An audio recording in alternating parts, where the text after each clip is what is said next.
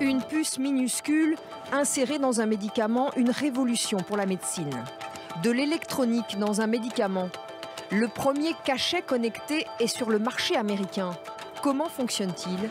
À quoi va-t-il servir exactement? Le docteur Katz est cardiologue. Tous les jours, il voit des patients qui oublient leurs médicaments. Cette femme doit prendre 5 pilules différentes 3 fois par jour. Pour s'assurer qu'ils prennent leur traitement, le médecin fait parfois appeler ses patients par sa secrétaire. Mais le constat, dit-il, est alarmant. 50% des patients ne prennent pas leur traitement entièrement. Cela entraîne des hospitalisations inutiles. Cela coûte au système de santé des milliards de dollars.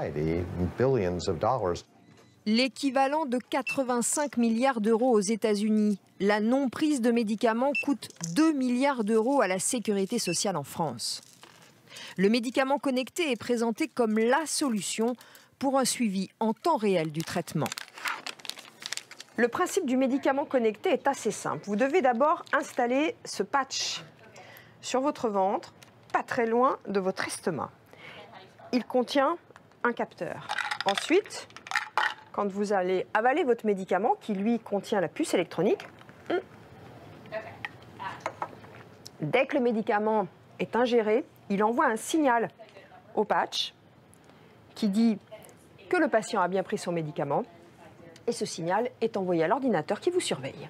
Pour ce médecin qui a testé le médicament, il s'agit avant tout de rendre les traitements plus efficaces.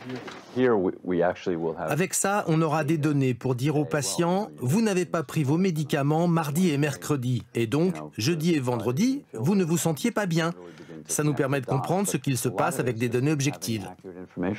En Amérique, les sociétés d'assurance obligeront-elles un jour leurs clients à être surveillés? Pour cet expert, elles passeront par des incitations financières pour les bons élèves. Les assureurs vont encourager les patients sur la base du volontariat, en leur offrant des réductions de cotisations. Mais ils ne pourront pas rendre cela obligatoire. Le médicament connecté sera pour l'instant réservé à des malades psychiatriques volontaires. Aucune étude n'existe sur les économies qu'il pourrait permettre au système de santé.